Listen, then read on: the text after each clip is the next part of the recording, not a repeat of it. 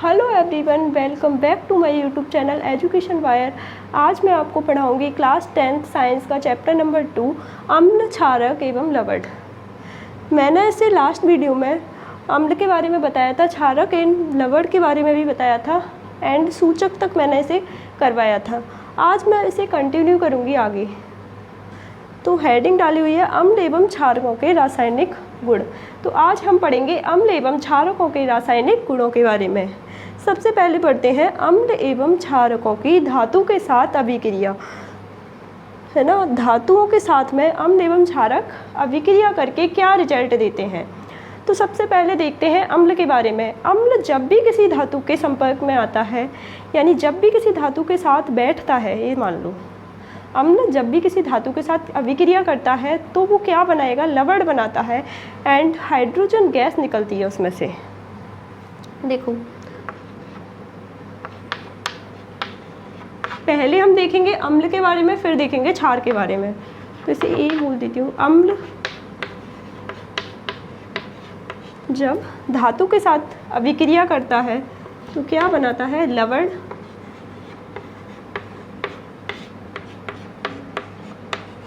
Plus hydrogen gas, लवण plus hydrogen gas बनाता है।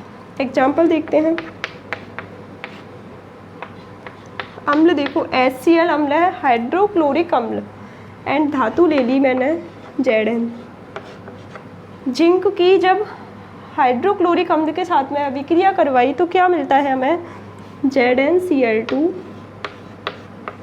इसे बोलते हैं जिंक क्लोराइड प्लस हाइड्रोजन। ये क्या था, हमारा अम्ल था एक, ये थी धातु और ये था लवण और ये थी गैस, हाइड्रोजन गैस। देखा।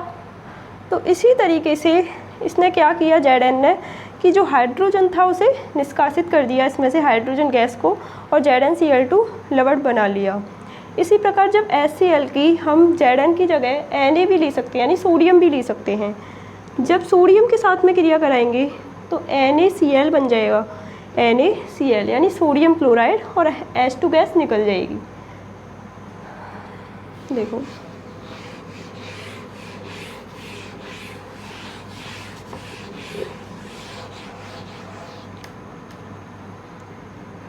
HCl अम्ल की जब इसके साथ Na के साथ में अभिक्रिया करवाते हैं, ये भी धातु है, सोडियम, मैग्नीशियम और आपका कॉपर और जो अभी था जिंक, ये सब क्या होती हैं, धातु होती हैं।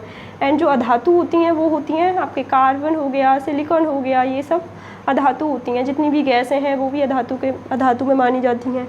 तो ये जो है धातु और अधातु आप चैप्टर नंबर 3 में पढ़ोगे।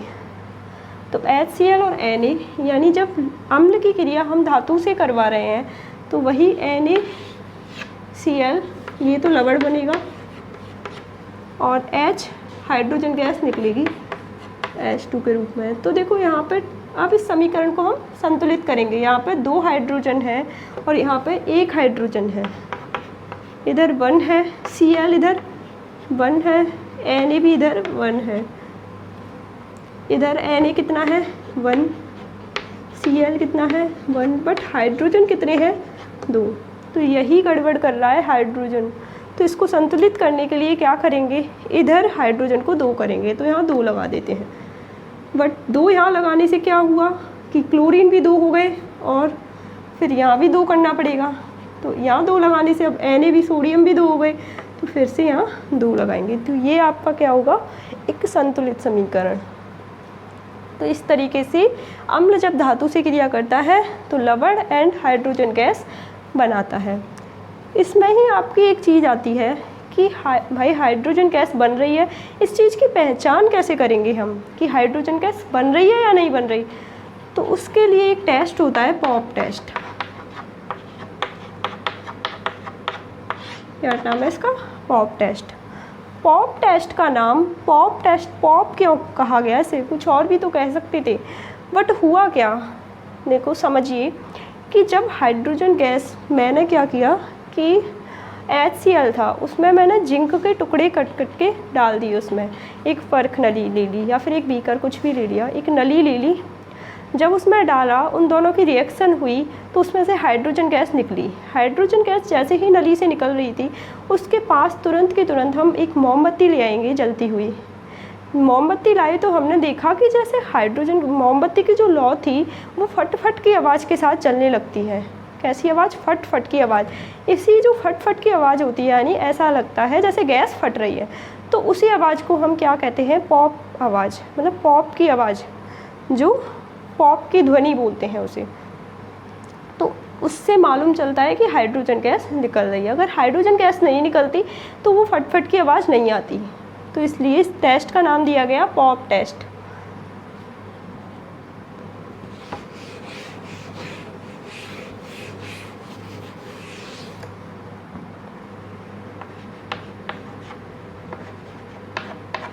अब हम देखते हैं, अभी हमने अम्ल के साथ धातु की अभिक्रिया को देखा, अब हम क्षार के साथ देखते हैं।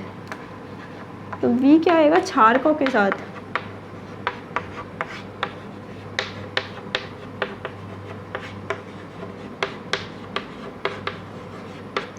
क्षारकों के साथ धातु की अभिक्रिया। क्षारकों के साथ V धातु अभिक्रिया करने पर लवण एवं हाइड्रोजन गैस ही बनाएगी। क्षारक प्लस धातु क्या बनाएगी? लवण प्लस हाइड्रोजन गैस, यही बनेगा। ठीक है, अब हम देखते हैं क्षारक क्या है अपना? NaOH, सोडियम हाइड्रोक्साइड, इसका नाम है सोडियम हाइड्रोक्साइड। धातु वही हमने जिंक ले ली। जब जिंक धातु को NaOH के साथ में क्रिया करवाते हैं तो क्या बनेगा? इसमें से भी हाइड्रोजन गैस निकलेगी। तो ये बनता है आपका Na2ZnO2 प्लस हाइड्रोजन। ठीक है, इसको बोलते हैं हम सोडियम जिंकेट। कुछ ऐसे सूत्र हैं, जैसे कुछ अम्लों के सूत्र हैं, सल्फ्यूरिक अम्ल, ये था हाइड्रोक्लोरिक अम्ल, कुछ क्षारों के सूत्र हैं। कुछ ऐसे जो सूत्र है, एक होता था आपका कैल्शियम हाइड्रोक्साइड जो बुझा हुआ चूना है, इन सब के सूत्रों को आप याद रख लो डायरेक्ट, वो ज़्यादा सही रहेगा। तो ये होगा जिंकेट, सोडियम जिंकेट।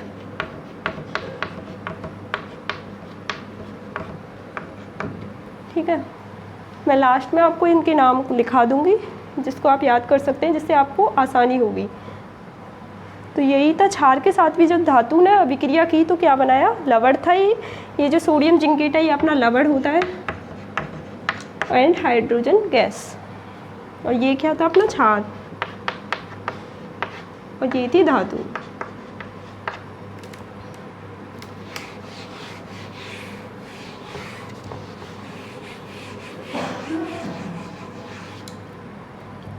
अब हम सेकंड देखते हैं कि अम्ल एवं क्षारकों की धातु कार्बोनेट एवं धातु बाइकार्बोनेट के साथ अभिक्रिया।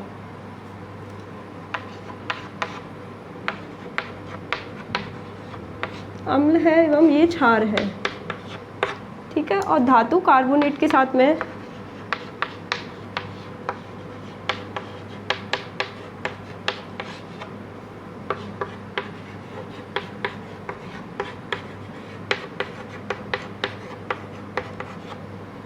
जो अम्ल है तुम्हारा वो धातु कार्बोनेट। धातु कार्बोनेट का मतलब है कि कोई धातु है और कार्बन किसी भी तरह से उसमें लिंक है, मतलब CO3 के रूप में है, तो उसी को हम धातु कार्बोनेट बोलेंगे। क्षार भी, अब क्षार जब धातु कार्बोनेट एवं धातु बाइकार्बोनेट के साथ में कोई अभिक्रिया नहीं करेगा।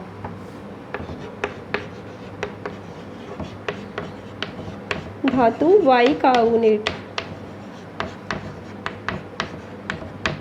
के साथ कोई अभिक्रिया नहीं करता।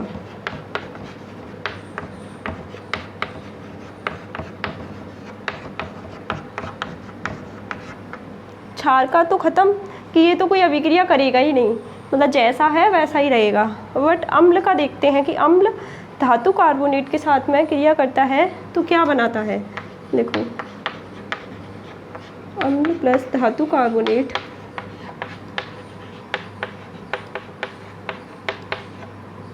क्या बनाता है, वही लवण बनाएगा, लवण plus carbon dioxide gas CO2 plus H2 जल बनाता है।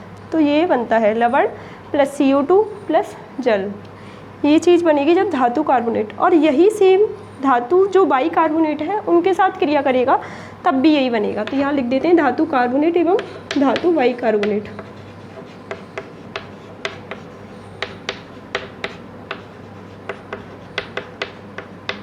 जब दोनों के साथ में ही क्रिया करता है धातु कार्बोनेट एवं धातु बाई कार्बोनेट के साथ में, तो क्या बनाता है, लवण, कार्बन डाइऑक्साइड गैस जिसे CO2 से जानते हैं एंड जल H2O।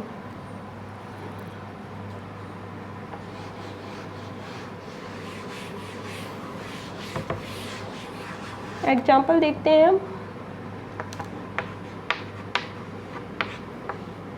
अम्ल प्लस धातु कार्बोनेट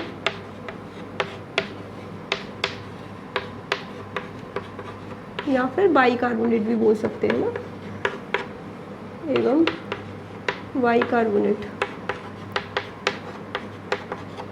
के साथ में जब अभिक्रिया करता है तो लवण बनेगा plus CO2 gas plus H2O, ये चीज़ बनेगी। तो एग्जाम्पल देखते हैं हम।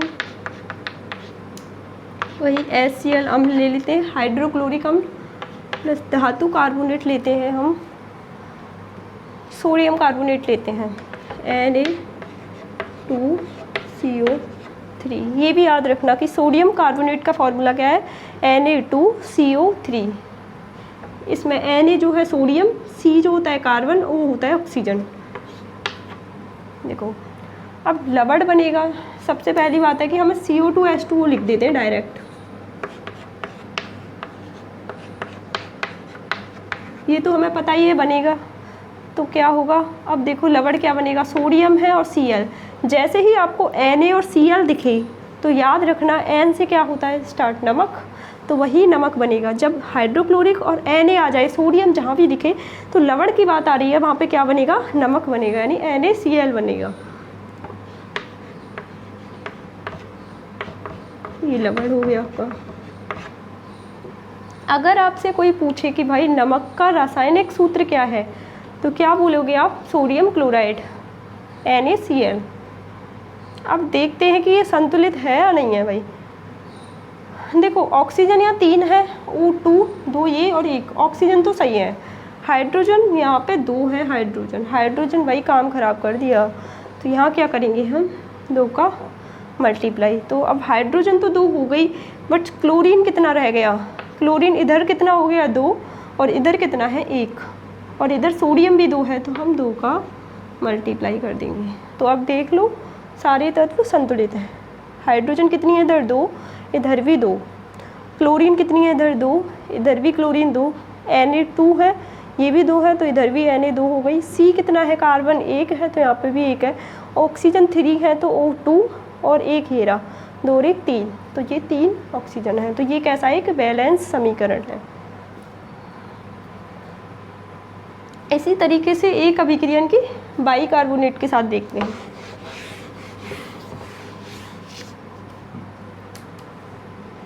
वही HCl हम लेंगे, सोडियम बाई कार्बोनेट NaHCO, यहाँ हाइड्रोजन आ गया तो इसे सोडियम बाई कार्बोनेट बोलते हैं।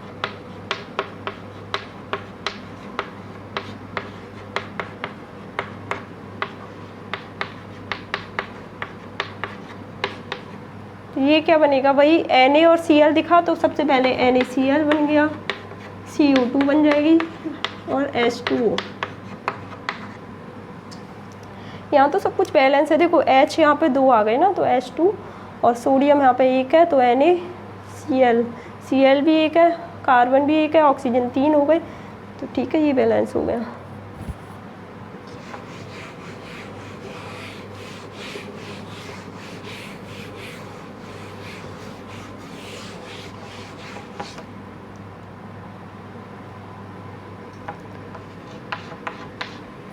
अब एक आता है आपका कि अम्ल एवं क्षार दोनों आपस में अभिक्रिया कर लें तो क्या रिजल्ट मिलेगा। भाई देखते हैं कि क्या मिलेगा।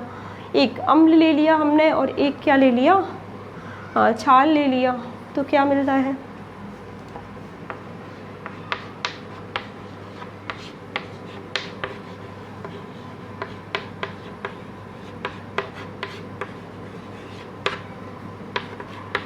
परस्पर अभिक्रिया यानी आपस में अभिक्रिया।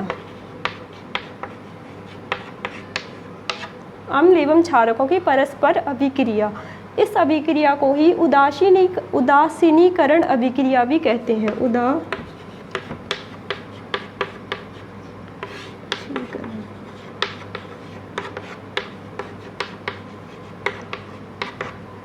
एक नंबर में क्वेश्चन पूछा जा सकता है कि अम्ल एवं क्षारकों की परस्पर अभिक्रिया को किस नाम से जाना जाता है, तो याद रखना उदासीनीकरण अभिक्रिया। क्या मिलता है, देखो अम्ल एवं क्षारक को जब अभिक्रिया कराते हैं तो लवण मिलेगा और जल मिलेगा। बहुत इम्पोर्टेंट है ये अभिक्रिया।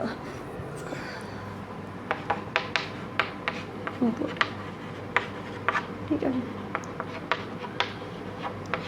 अम्ल प्लस क्षार क्योंकि जब अभिक्रिया कराते हैं तो क्या मिलता है,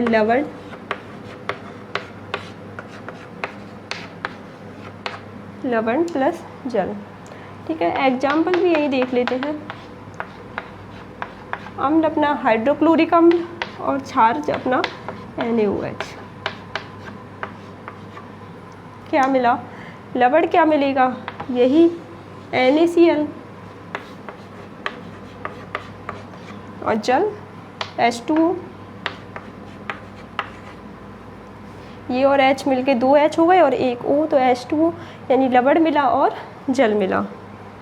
तो अम्ल एवं क्षारक जब आपस में अभिक्रिया कर लेते हैं तो NaCl और H2O मिलता है।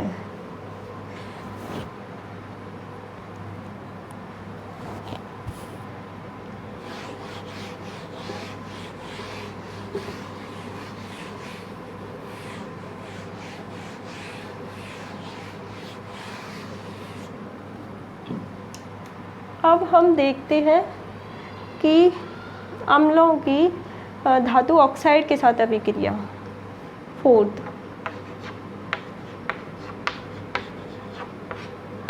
अम्ल जब धातु ऑक्साइड के साथ में अभिक्रिया करते हैं तो वही लवण और जल बनाते हैं।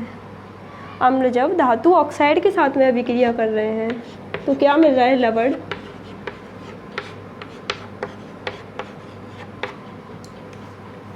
तो बताओ ये चीज़ कब मिल रही थी, धातु ऑक्साइड।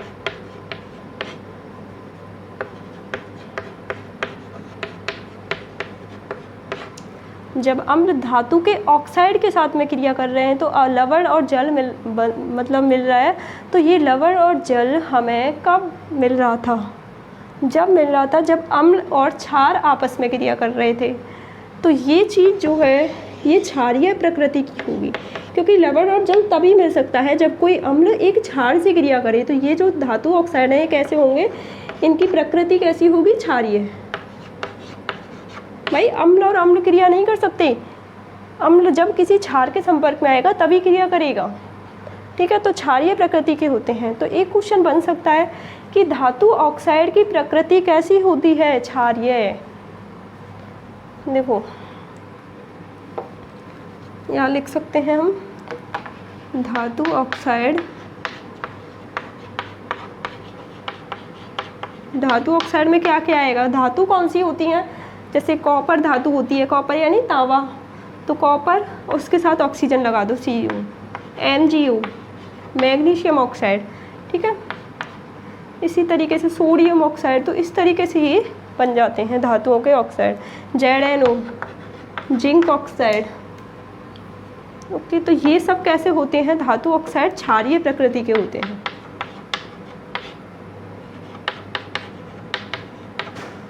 अगर कारण पूछे क्यों होते हैं, क्योंकि अम्ल जब धातु ऑक्साइड के साथ में क्रिया करते हैं तो लवण और जल मिलता है। इस वजह से ये जो धातु ऑक्साइड है वो क्षारीय प्रकृति के होते हैं।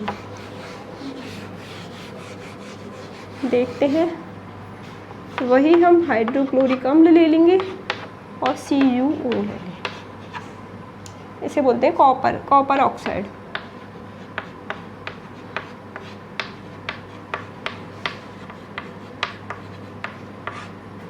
ये वही हाइड्रोक्लोरिक अम्ल क्या बनेगा, CuCl2 कॉपर क्लोराइड का लवण बनेगा प्लस जल बनेगा H2O। इसे बोलेंगे हम कॉपर क्लोराइड।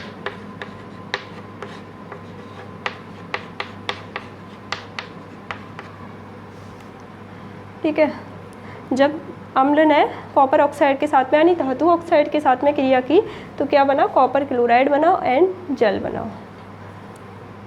अब देखो ये जो इक्वेशन दी हुई है समीकरण, ये संतुलित है या नहीं है, नहीं, क्योंकि Cl कितना है यहाँ पे 2, तो यहाँ कर देंगे 2। कॉपर तो सही है भाई 1 है, ऑक्सीजन भी सही है, तो इससे तो हमें कोई छेड़छाड़ नहीं करनी, पूरी छेड़छाड़ होनी थी वो हो गई, क्योंकि क्लोरीन भी 2 थे और हाइड्रोजन 2 थे, तो ये दोनों हो गए बैलेंस। तो ये एक संतुलित रासायनिक समीकरण है। आया होगा समझ।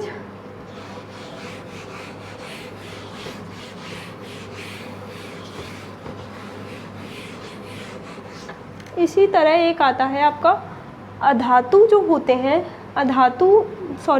जो क्षार होते हैं वो अधातु ऑक्साइड के साथ में क्रिया करते हैं। धातु ऑक्साइड के साथ तो अम्ल ने की, लेकिन क्षार जो होंगे वो अधातु के ऑक्साइड के साथ में करते हैं। क्षारक प्लस अधातु ऑक्साइड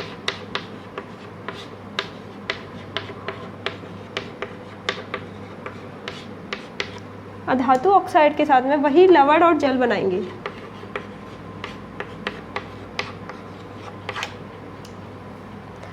यहाँ पे भी लवण और जल बन रहा है, तो हमें पता था कि भाई कोई क्षारक जब किसी अम्ल के साथ में क्रिया करता है तभी क्या बनाएगा, लवण और जल बनाता है। तो ये अधातु जो ऑक्साइड है इसकी प्रकृति कैसी होनी चाहिए एक क्षार के साथ में, जब ये क्षारक के साथ क्रिया कर रहा है और ये लवण जल दे रहा है, यानी सेम रिजल्ट ऐसा मिल रहा है जैसे अम्ल और क्षार आपस में क्रिया कर रहे थे। तो इससे हम पहचान सकते हैं कि जो अधातु ऑक्साइड है ये क्षारक तभी देगा जब यहाँ अम्ल होगा, तो इसकी प्रकृति कैसी होगी, अम्लीय। ये भी क्वेश्चन आ सकता है कि अधातु ऑक्साइड की प्रवृत्ति किस टाइप की होती है, तो क्या होगी, अम्लीय।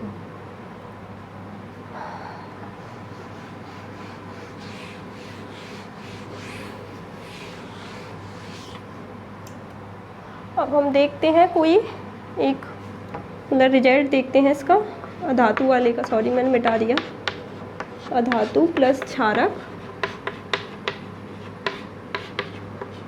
वो लवण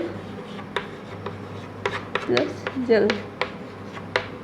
देखो अधातु ले लेते हैं हम, अधातु ऑक्साइड, तो यहाँ पे अधातु का ऑक्साइड कार्बन, मैंने बताया था कार्बन आपकी अधातु होती है, तो कार्बन का oxide CO2 carbon dioxide gas. क्षारक ले लेते हैं हम कैल्शियम हाइड्रोक्साइड, इसे क्या बोलते हैं, कमेंट बॉक्स में कमेंट करना कि इसे क्या बोलते हैं, ठीक है। CO2 इसे बोलेंगे कैल्शियम हाइड्रोक्साइड, जो इसका मतलब नाम है, ये तो इसका रासायनिक नाम है कैल्शियम हाइड्रोक्साइड, जो अलग नाम है इसका प्रचलित नाम कैल्शियम हाइड्रोक्साइड क्या बनाता है, ये CaCO3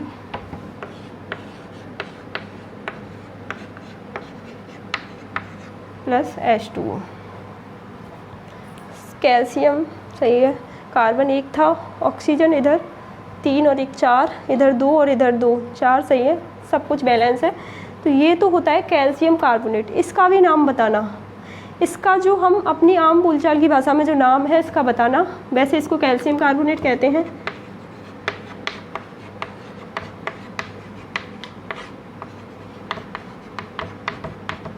ये होता है लवण और ये था आपका क्षार, ये था अधातु ऑक्साइड,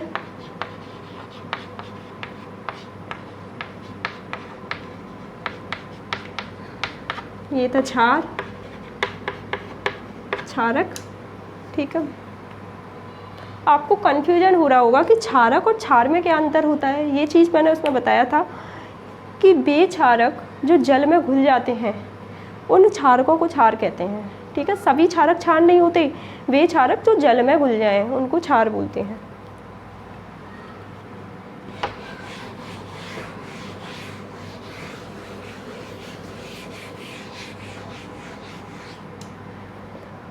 तो ये रासायनिक गुण तो इनके खत्म होते हैं।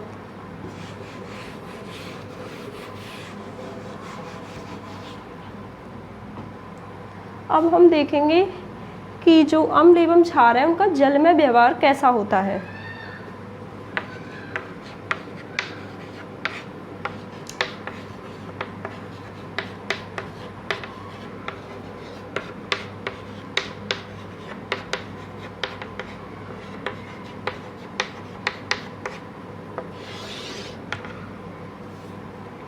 देखो, अम्ल जो है जल में क्या देता है, H+ देता है, एवं क्षार जो होता है जल में OH नेगेटिव आयन देता है। ठीक है, OH ऋण आयन देता है और ये H+ आयन देता है।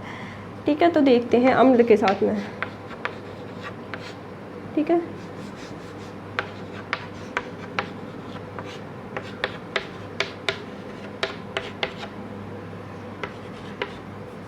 H+ या जिसे हम क्या कहते हैं H3O+ आयन, इसको हम H+ आयन को इस तरीके से देखते हैं H3O+ के रूप में, इसे बोलते हैं हम हाइड्रेनियम आयन।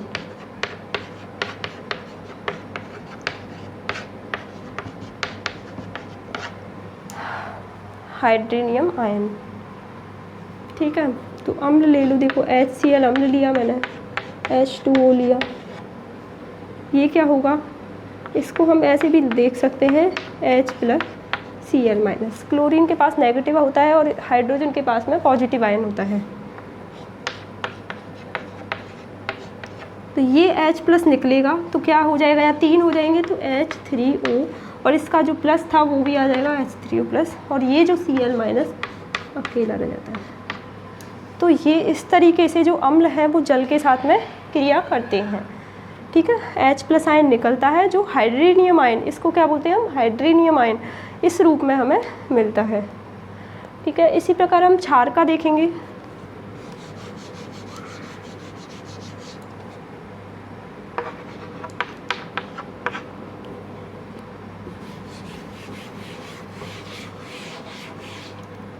ये देते हैं आपके OH नेगेटिव आयन, देखो NaOH,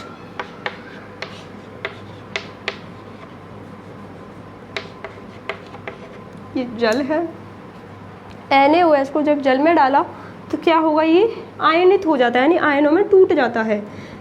Na+OH-, इस तरीके से एक प्लस और एक माइनस का आयन।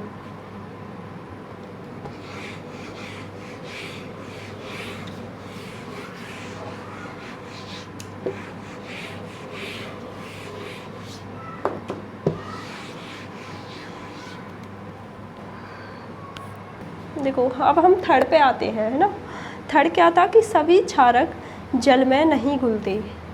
ये बात होती है कि सभी क्षारक जल में नहीं घुलते। जो क्षारक जल में घुलते हैं उन्हें क्या कहते हैं, क्षार कहते हैं। जो क्षारक जल, तो अगर कोई क्षार है तो क्या वो क्षारक होगा, यस, हाँ, पहले तो वो क्षारक था भाई, जब ही तो क्षार बना था। ठीक है, और अगर कोई क्षारक है, जैसे कहें कि क्या सभी क्षारक क्षार हो सकते हैं, नहीं, सभी क्षारक क्षार नहीं हो सकते। ठीक है,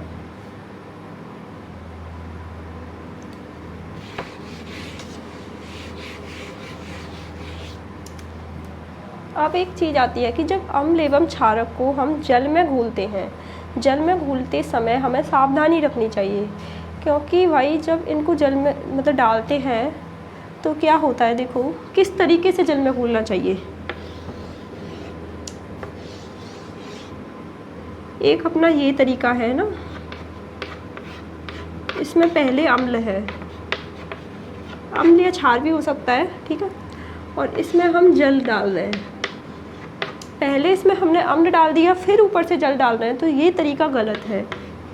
इस तरीके से इसमें डालने पर क्या होगा कि एकदम से जो मिश्रण बनेगा वो एकदम से फूटेगा, एकदम फटेगा, ऐसा होगा, है ना।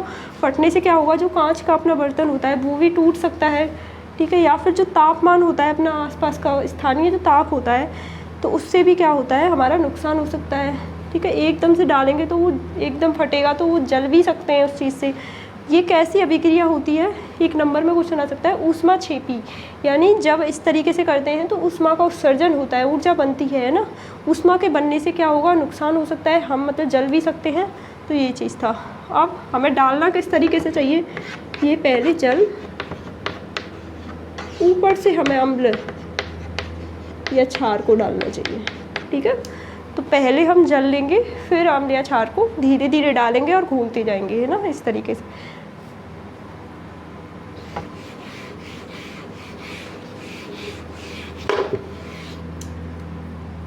एक चीज़ आती है कि अम्ल एवं क्षारकों में क्या समानता है, मतलब सभी अम्लों में क्या समानताएं हैं।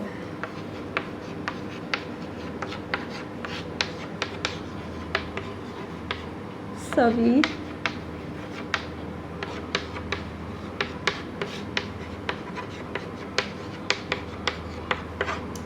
ये कह रहा है कि अम्ल को अम्ल किस कारण से कहते हैं, यानी सभी अम्लों को, मतलब कुछ अम्ल हैं, जैसे हाइड्रोक्लोरिक अम्ल है आपका, एक एसिटिक अम्ल जिसे सिरका बोलते हैं। तो इन दोनों में अंतर होता है कि जो सिरका है, मतलब एसिटिक अम्ल है CH3COOH, वो कैसा होता है, दुर्बल अम्ल है, दुर्बल है ना, अभी पढ़ेंगे आगे। और जो हाइड्रोक्लोरिक अम्ल HCl है, वो एक प्रबल अम्ल है। ये इनमें अंतर हो गया, लेकिन इनमें समानता क्या है, इन सभी अम्लों की समानता क्या है, और सभी क्षारकों में ऐसा कौन सा गुण है जिसके कारण उनको क्षार कहते हैं एंड अम्ल कहते हैं। तो सभी अम्ल H+ आयन, सभी, ठीक है, देते हैं जल में। जो अम्ल होते हैं सभी, वो कैसा भी अम्ल हो, चाहे दुर्बल हो या प्रबल हो, कोई कम देगा या ज़्यादा देगा, लेकिन देंगे क्या, H+ आयन देंगे। क्षार जो होते हैं वो क्या करते हैं, OH आयन देते हैं। सभी क्षारकों में ये गुण पाया जाता है। तो ये क्या है, सभी क्षारकों की समानता है, और ये क्या है, सभी अम्लों की समानता है।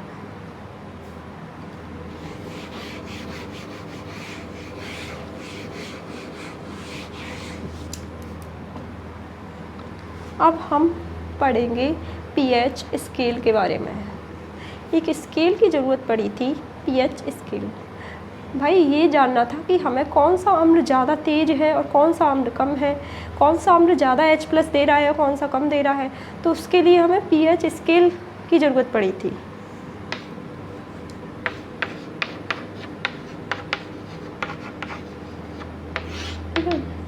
pH स्केल का जो पूरा नाम है वो है पोटेंस हाइड्रोनियम, पोटेंस हाइड्रोनियम है, हाइड्रोनियम,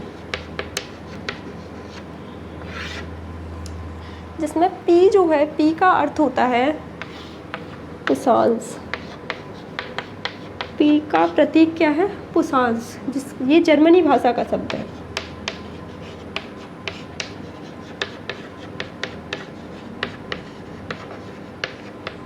इसका मतलब होता है शक्ति, ठीक है। तो pH स्केल क्या बताता है हमें, हाइड्रोजन आयन की शक्ति को बताता है, यानी किसी बिलियन में कितने हाइड्रोजन आयन है, यानी H+ आयन है। इस चीज़ के बारे में कौन बताता है, pH स्केल। किस तरह का होता है ये देखेंगे।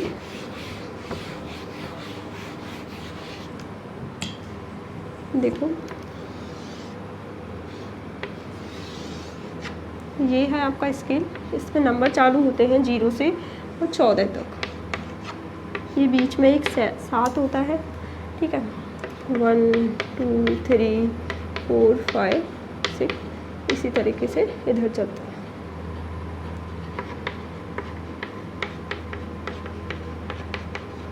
ये 14, 7 पे जो बिलियन होगा, जिस बिलियन का pH वैल्यू 7 होती है, उसे हम बोलते हैं उदासीन। इधर जाते हैं, यानी जिनका pH मान कम होता है वो क्या होंगे, अम्ल। अम्लीय प्रवृत्ति बढ़ेगी।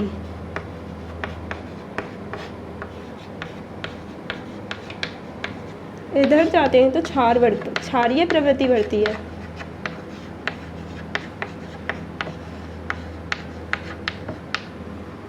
तो अगर कोई पूछे कि अम्ल का पीएच मान कितना होता है, तो अम्ल का जो पीएच मान है, यानी जो अम्लीय विलयन होते हैं उनका पीएच वैल्यू 7 से कम होगी, तभी वो अम्ल कहलाएंगे। 7 होगा तो वो लवण, उदासीन क्या होगा, लवण, तो लवण होंगे।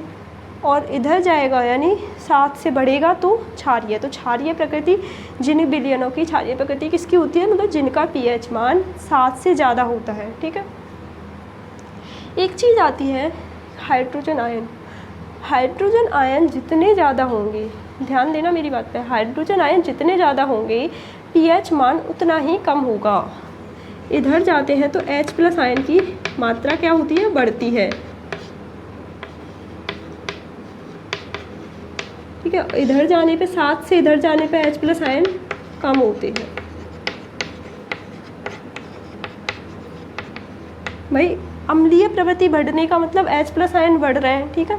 तो H+ आयन जितने ज़्यादा होंगे किसी विलयन में उसका पीएच मान उतना ही कम होगा।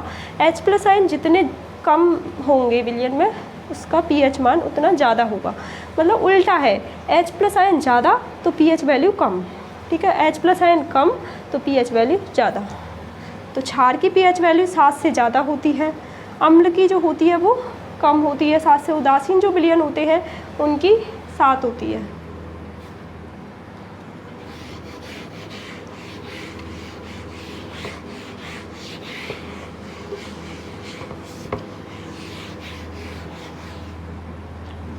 अब हम देखते हैं कि कुछ विलयन हैं जिनके पीएच वैल्यू के बारे में। कुछ मतलब एक पहला है जठर रस।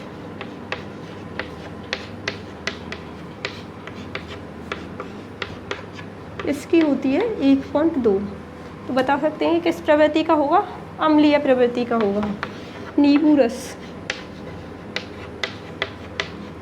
इसकी होती है 2.2। ये भी कैसा होता है, अम्लीय होता है।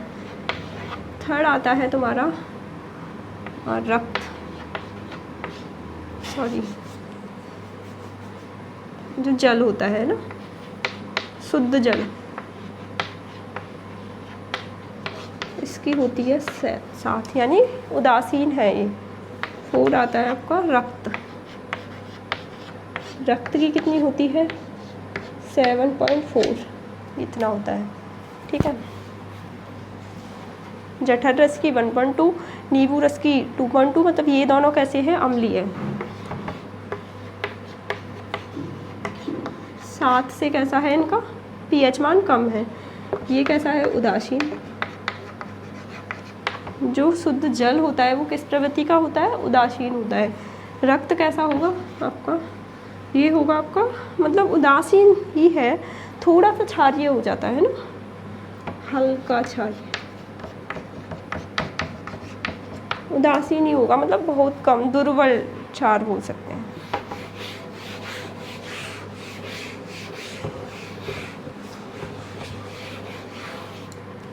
अब एक आता है हाइड्रोक्लोरिक अम्ल।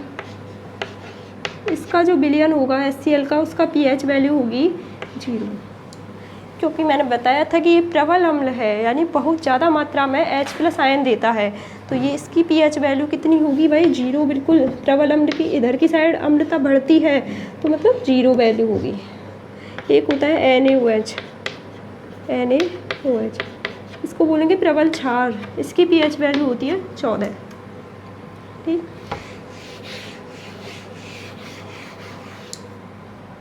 अब हम पढ़ते हैं अम्ल के प्रकार। एक तो होता है प्रबल अम्ल, एक होता है दुर्बल। इसी तरह क्षार में होता है प्रबल क्षार एवं दुर्बल क्षार। पहला है प्रबल अम्ल,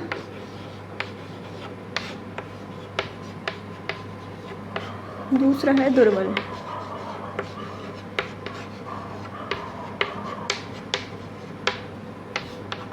प्रबल अम्ल वे अम्ल जो ज़्यादा मात्रा में H+ आयन देते हैं। वे अम्ल जो ज़्यादा मात्रा में H+ आयन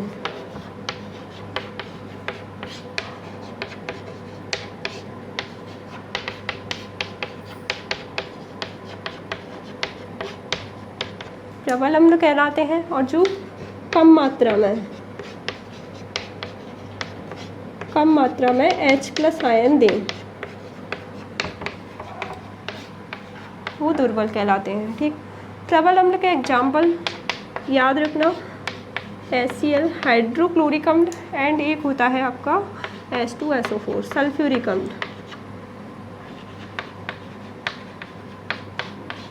हाइड्रोक्लोरिक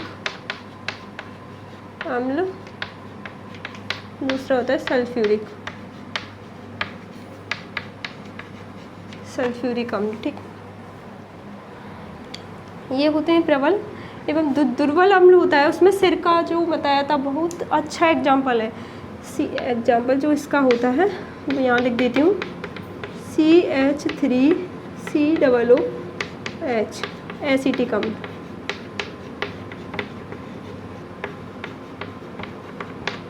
इसको क्या बोलते हैं? एसिटिक अम्ल या सिरका भी बोलते हैं। ये दुर्बल अम्ल होता है, यानी कम मात्रा में H+ आयन देता है।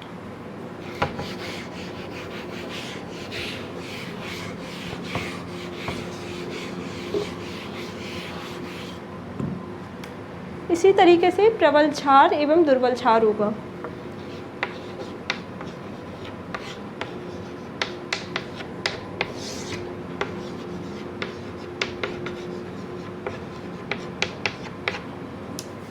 प्रबल क्षार एवं दुर्बल क्षार।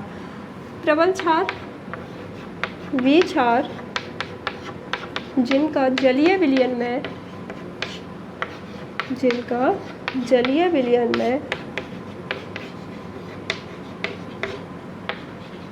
पूर्णतः आयनन हो जाता है।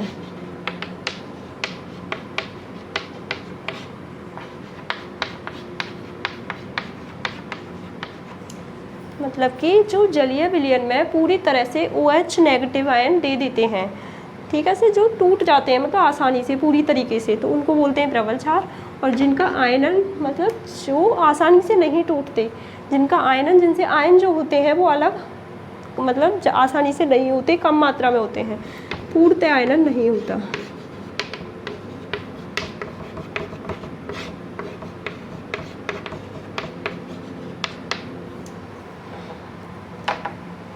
इसका एग्जाम्पल देखो,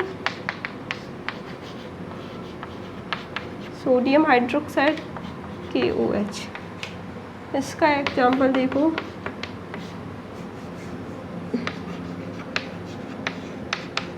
MgOH2 मैग्नीशियम हाइड्रोक्साइड। ये कैसा होता है? दुर्बल क्षार होता है।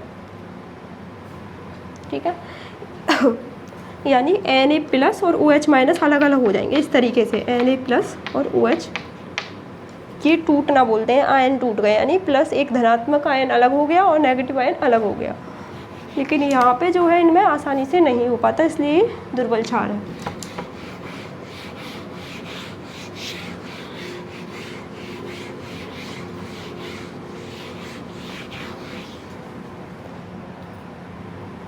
अब हम बात करेंगे कि कुछ अम्लों के बारे में जो हमारे दैनिक जीवन में यूज होते हैं, है ना। अम्ल याद रखना इनको।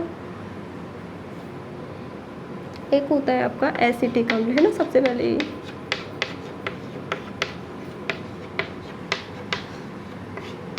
जिसे सिरका कहते हैं। ठीक है, जो सिरका में पाया जाता है ना, एसिटिक अम्ल सिरका में पाया जाता है। होता है आपका दही लैक्टिक अम्ल,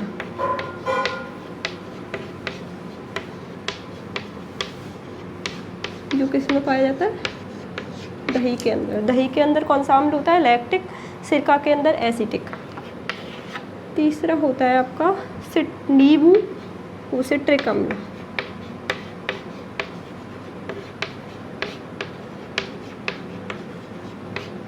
ये नींबू एवं संतरा के अंदर।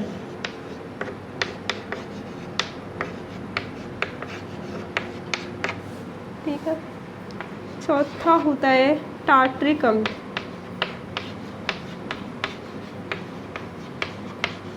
जो इमली के अंदर होता है। ठीक है, सिट्रिक अम्ल नींबू एवं संतरा में, टार्ट्रिक अम्ल आपका इमली के अंदर पाया जाता है।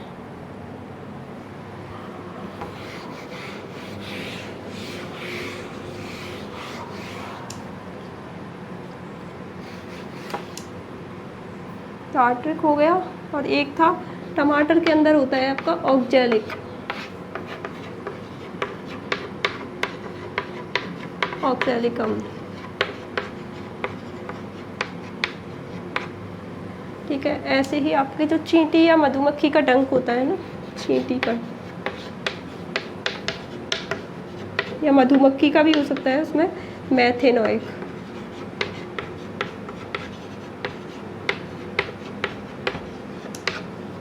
ये होता है, ठीक, इस तरीके से।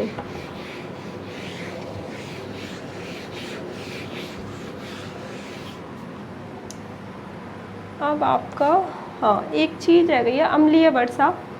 अम्लीय वर्षा क्या होती है? जब वर्षा जल के pH का मान, मतलब pH वैल्यू 5.6 से कम रह जाती है, यानी 5.6 से कम हो जाए, तो उसे क्या बोलेंगे हम? अम्लीय वर्षा कहते हैं।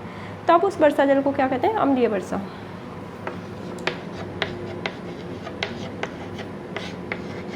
अम्लीय वर्षा जब वर्षा जल का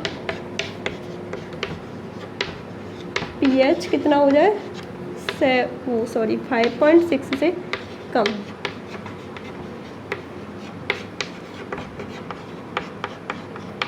तो उसे कहते हैं अम्लीय वर्षा।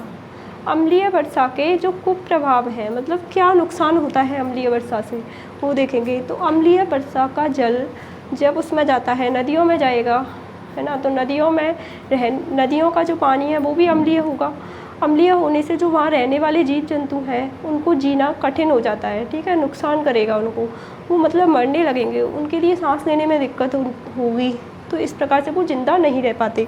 तो ये एक तो प्रॉब्लम है। दूसरी, जब अम्लीय वर्षा का जल हमारे खेतों में जाएगा, फसलों को नुकसान पहुंचाता है, क्योंकि मिट्टी का pH वैल्यू अम्लीय हो जाएगी, तो इससे फसलों को भी नुकसान होगा। उसके अलावा एक क्वेश्चन आता है कि संगमरमर का जो ताजमहल है अपना, वो काला पड़ता जा रहा है। इसका रीज़न भी यही है, क्योंकि जब अम्लीय वर्षा होती है, संगमरमर होता है CaCO3, ठीक, CaCO3 जब ये अम्ल के साथ में क्रिया कर लेता है, किसी अम्ल के साथ में जब क्रिया कर लेता है, तो क्या बना लेता है, एक काली परत का निर्माण कर देता है, जिसके कारण जो संगमरमर का ताजमहल है वो काला पड़ता जा रहा है, ठीक। तो ये अम्लीय वर्षा के कुप्रभाव थे।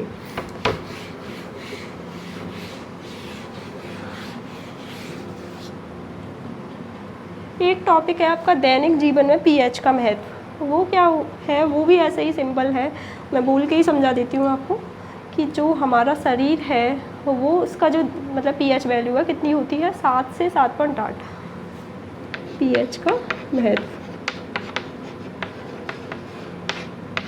सबसे पहले हमारा शरीर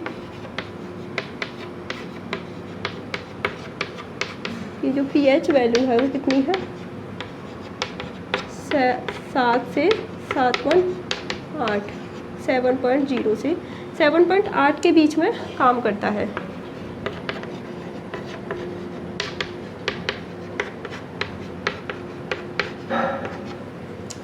सेकंड होता है आपका जो चींटी का डंक हो, चींटी काट जाती है तो चींटी के डंक में भी मेथेनोइक या फिर मधुमक्खी का डंक में मेथेनोइक अम्ल होता है। तो उससे क्या है, अपन को जलन होती है, तो उस पर हम दुर्बल क्षारक होता है जो खाने का सोडा, मतलब बेकिंग पाउडर। जब बेकिंग पाउडर का यूज करते हैं, बेकिंग सोडा का यूज करते हैं, तो उससे क्या होगा, वो जलन हमारी कम हो जाती है और वो आराम पहुंच जाता है हमें, ठीक है। तो जब भी चींटी का डंक खा जाए तो उस पर क्या लगा लेना, बेकिंग सोडा, जो खाने वाला सोडा होता है वह लगा लेना, ठीक। और एक होता है कि जब हमारे जो दांत होते हैं उन पे भी इनेमल की परत होती है, मतलब इनेमल एक केमिकल होता है जिसकी परत होती है।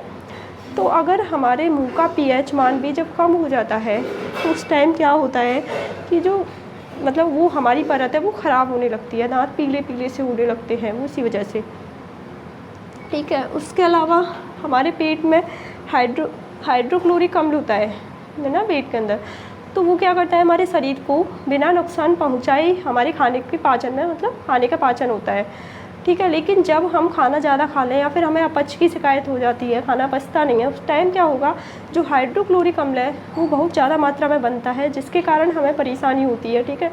तो वही उसको दूर करने के लिए हम एंटासिड वगैरह ऐसी मतलब चीज़ों का उपयोग करते हैं, ठीक।